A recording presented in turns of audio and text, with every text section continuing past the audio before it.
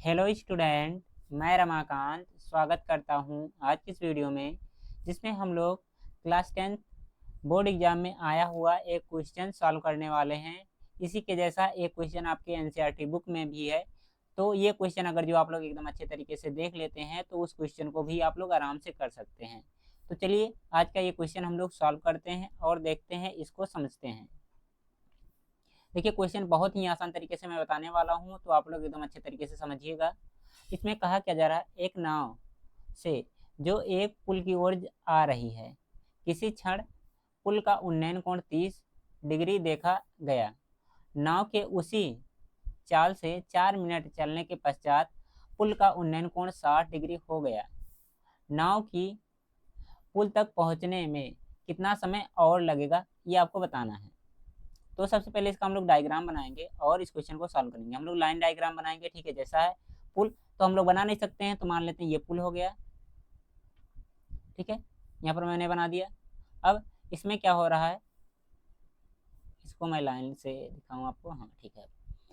इसमें क्या हो रही है, मान लेते हैं यहाँ से कोई नाव एक चलना स्टार्ट कर रही है, ठीक है, इस वाले पॉइंट से। इतने में मैं दिखा दे रहा हूँ, आप लोग को समझ में आ जाएगा।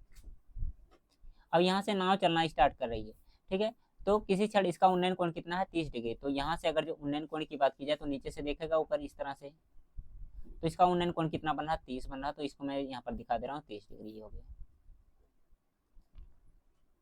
ठीक है। अब इसके बाद में इसमें क्या कह रहा है, 4 मिनट जब पुल की ओर चला जाएगा उसके बाद उन्नयन कोण कितना हो जाएगा, 60। तो वो मान लेते हैं 4 मिनट बाद कहाँ, यहाँ पर पहुंच गया ये, और उन्नयन कोण कितना हो जा रहा है, 60। तो यहाँ से मैं इसको यहाँ पर पहुंचा रहा हूँ, और इस बार कितना हो गया, उन्नयन कोण जो हो गया ये हो गया 60, ठीक है। ये वाली डिस्टेंस मान लो ए बी, ये पुल की ऊंचाई हो गई। यहाँ पर शुरुआत में ये सी था और ये कौन सा था, डी था, ठीक है। सी से डी तक पहुंचने में कितना, 4 मिनट का टाइम लगा। आपको बताना है कि ये डी पॉइंट पर पहुंच गया है नाव, अब यहाँ से ए पॉइंट तक पहुंचने में, मतलब पुल के पास पहुंचने में कितना समय लेगा, यही आपको बताना है, ठीक है। और इसमें दिया गया है कि यहाँ सी से डी तक पहुंचने में इसको कितना, 4 मिनट का टाइम दिया है, ठीक है। तो क्वेश्चन को चलिए हम लोग सॉल्व करते हैं एकदम अच्छे तरीके से और देखते हैं कैसे होगा ये सॉल्व। तो सबसे पहले हम लोग क्या करेंगे, मान लेंगे कि नाव की चाल कुछ है, लिखेंगे हम लोग माना नाव की चाल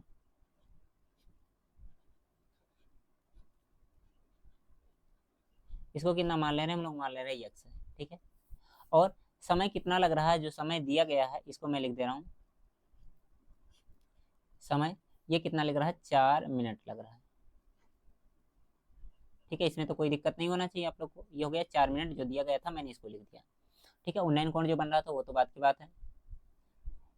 ये इस पॉइंट से लेकर के इस पॉइंट तक पहुंचने में कितना, 4 मिनट का टाइम ये लगा रहा है। ये वाली डिस्टेंस कितनी होगी, ये अगर जो हम लोग फाइंड कर लेते तो बहुत अच्छा हो जाता, ठीक है। तो हम लोग जानते हैं दूरी का सूत्र, दूरी बराबर क्या होता है, आप लोग जल्दी से बताइए। दूरी बराबर होता है चाल और गुणे कितना होता है, समय। क्या होता है, चाल गुणे समय होता है। तो देखिए, चाल कितना दिया गया यक्स, और समय कितना दिया गया 4, और 4 और यक्स का गुणा करेंगे तो कितना हो जाएगा, 4x हो जाएगा, ठीक है। ये कहाँ से, सी और डी की डिस्टेंस आ जाएगी, तो मैं यहाँ पर लिख दे रहा हूँ सी डी इक्वल टू कितना आ जाएगा, 4x, ठीक है। इसमें कोई दिक्कत आपको तो होना नहीं चाहिए। अब इतना हो गया है तो एक काम करो, ये डी से ए तक की जो डिस्टेंस है इसको भी कुछ मान लो तो अच्छा रहेगा। डी से ए तक का डिस्टेंस जो है, माने रहेंगे तो ज़्यादा लिखना नहीं पड़ेगा, और नहीं मानेंगे तो बाद में वही दिक्कत होगी कि बार बार ए डी लिखते जाओ लिखते जाओ, ठीक है। तो मान ले रहा हूँ मैं ए से जो डी तक की डिस्टेंस है इसको क्या मैंने मान लिया है वाई, ठीक है। तो यहाँ पर मैं लिख दे रहा हूँ, माना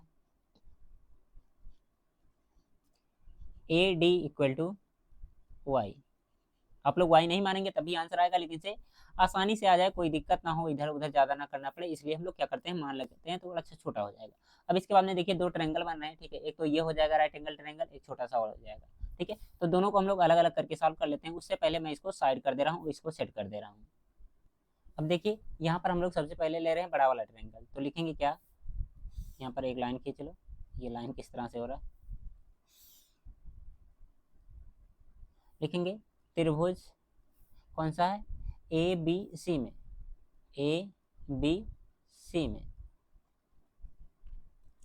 क्या लिख सकते हैं, ये 90 डिग्री का है तो यहाँ पर हम लोग लगा सकते हैं tan थीटा लगा सकते हैं। tan थीटा बराबर कितना होता है, लंब बटे में कितना होता है, आधार होता है, लंब कितना दिया गया ए बी, और आधार कितना हो जाएगा, ये यहाँ से लेकर यहाँ तक हो जाएगा कि यानी कि ए सी हो जाएगा। ओके, ए सी हो जाएगा इसका आधार, और यहाँ पर थीटा कितना हो जाएगा, tan 30 हो जाएगा, इक्वल टू ए बी की जगह पर कितना लिख सकते हैं, यहाँ पर इसको भी कुछ मान लो, ये से मान ले रहे हैं, लिख दे रहा हूँ मैं यहाँ पर ए बी इक्वल टू कितना मैंने मान लिया है, ये से मान लिया है। ठीक है, तो यहाँ पर कितना हो जाएगा, ये हो जाएगा एच, और ए सी की जगह पर कितना लिख सकते हैं हम लोग, इसको दो पार्टों में तोड़ सकते हैं, डी सी और कितना डी ए। ठीक है, क्या हो जाएगा, सी डी और डी ए हो जाएगा ना, और सी डी की वैल्यू कितनी आई है आप लोग देखेंगे 4x आया है, तो मैं यहाँ पर लिख दे रहा हूँ 4x। ठीक है, और ए डी की वैल्यू कितनी आई है y, तो यहाँ पर मैं लिख दे रहा हूँ y। ठीक है, ये बात आपको समझ में आ जाना चाहिए कि कैसे ये लिखा गया है। ठीक है, मैं इसको थोड़ा सा बड़ा कर दे रहा हूँ। जो ए सी होगा मैं यहाँ पर समझा दे रहा हूँ, ए सी को हम लोग लिख क्या सकते हैं, लिख सकते हैं C D plus D A लिख सकते हैं। अरे यहाँ से यहाँ तक और यहाँ से यहाँ तक मिला करके है ना, तो इसको वैल्यू रख दो, सी डी बराबर कितना है 4x है, और डी ए बराबर कितना है y, तो मैंने यहाँ पर रख दिया। अब इसके बाद में बताओगे आप लोग, tan जो दिया गया है 30 अंश, इसका मान कितना हो, तो आप लोग कहेंगे कितना, 1/√3 होता है, इक्वल टू कितना हो जाएगा एच, और बटे में कितना हो जाएगा 4x, और प्लस में कितना हो जाएगा y। ठीक है, क्रॉस मल्टीप्लाई कर लो, इसका मल्टीप्लाई इसमें होगा, इसका मल्टीप्लाई इसमें होगा, तो होगा कितना, ये हो जाएगा 4x प्लस y बराबर में कितना हो जाएगा, h√3 हो जाएगा। ठीक है, ये मिल जाएगा। इसको मान लो कोई समीकरण, जैसे मान लेते हैं हम लोग इसको पहला समीकरण। ठीक है, अभी कोई समीकरण नहीं बना, मान लेते हैं, कोई दिक्कत नहीं है। अब इतनी बात हो गई है तो इसको थोड़ा सा ऊपर करो और इसको मिला दो। डायग्राम छोटा कर दूं क्या, मुझे कर देना चाहिए, इसको थोड़ा सा ऊपर करके छोटा मैं कर दे रहा हूँ, यहाँ पर हो गया ये।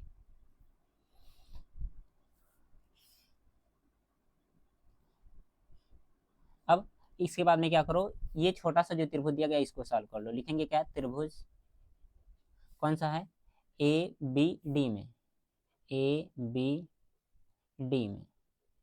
ठीक है, मैं इसका कलर चेंज कर दे रहा हूँ, नहीं तो आप लोग कंफ्यूज हो जाओगे, दोनों नीला नीला दिख रहा है, इसको कर दो ब्लैक। ठीक है, आगे के स्टेप में क्या करेंगे, इसको सॉल्व करेंगे तो कितना हो जाएगा, tan थीटा कितना दिया गया 60, तो tan 60 इक्वल टू कितना हो जाएगा, यहाँ से लंब वही होता है एच हो जाएगा, और आधार कितना दिया गया y। tan 60 अंश का मान कितना मान करेगा, एक बार ऐसे लिख लीजिएगा इसको, लंब वही है ए बी है, और आधार कितना हो जाएगा ए डी हो जाएगा। ठीक है, tan 60 अंश का मान √3 होता है, इक्वल टू ए बी की वैल्यू कितनी हो जाएगी एच, और यहाँ से कितना हो जाएगा, ये हो जाएगा y। अगर जो इसका मल्टीप्लाई इसमें लगा देंगे तो कितना हो जाएगा, इसके नीचे कुछ नहीं है तो एक कर सकते हैं, इसका मल्टीप्लाई इसमें होगा, यानी कि y √3 बराबर कितना हो जाएगा, एच हो जाएगा। इसको मान लो दूसरा वाला समीकरण। ठीक है, अब इसको उठा करके क्या करो, यहाँ पर रख दो। ठीक है, एच की वैल्यू क्या करो, समीकरण 1 में रख दो। तो इसको मैं अगले पेज पे कर दे रहा हूँ, आप लोग ध्यान से देखिएगा। लिखेंगे क्या हम लोग, एच का मान समीकरण 1 में रखने पर, 1 में रखने पर। ठीक है, आगे समझदार है उतना समझ लीजिएगा आप लोग कि लिखा गया वही। तो देखिए समीकरण 1 है क्या, समीकरण ये किया है, और एच की वैल्यू कितना रखना है, यहाँ पर रखना है। ठीक है, तो मैं यहाँ पर लिख दे रहा हूँ, कॉपी करके मैं उधर पेस्ट कर दूंगा, आप लोगों को समझ में आ जाएगा। तो कितना हो जाएगा, ये हो जाएगा 4x प्लस में y,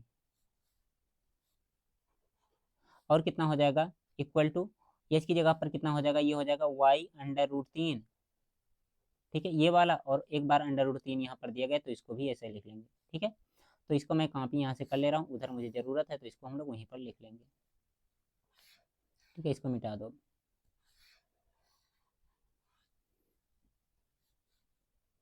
ठीक है, समीकरण में मान जब रखेंगे तो क्या हो जाएगा, यही वाला समीकरण यहाँ पर आ जाएगा। इसको थोड़ा सा बड़ा कर लो इस तरह से। ओके, अब गुणा भाग कर लो, आराम से आंसर मिल जाएगा, कोई दिक्कत ही नहीं है। तो कहाँ कितना हो जाएगा, ये देखिए 4x इक्वल टू इन दोनों का गुणा होगा, y को इधर ले आओ तो कितना हो जाएगा, ये हो जाएगा 3y, और y इधर आएगा तो कितना हो जाएगा माइनस में y 4। x बराबर कितना हो जाएगा 2y के। अगर जो हम लोग क्या y बराबर निकालना चाहें तो y बराबर कितना हो जाएगा, यहाँ से 4x और बटे में कितना हो जाएगा 2। जब भाग लगाएंगे तो y बराबर कितना आ जाएगा, यहाँ से आ जाएगा 2x आ जाएगा। ठीक है, इसमें तो कोई दिक्कत तो नहीं होनी चाहिए आप लोग को। इसका मतलब क्या है कि y की जो डिस्टेंस आ रही है यहाँ से जो यहाँ तक का डिस्टेंस है, ये कितना आया है 2x आया है। ठीक है, कितना 2x आया है। इसको कर लो थोड़ा सा साइड में आप लोग, और यहाँ से क्वेश्चन खत्म है। ये हमें बताना क्या है,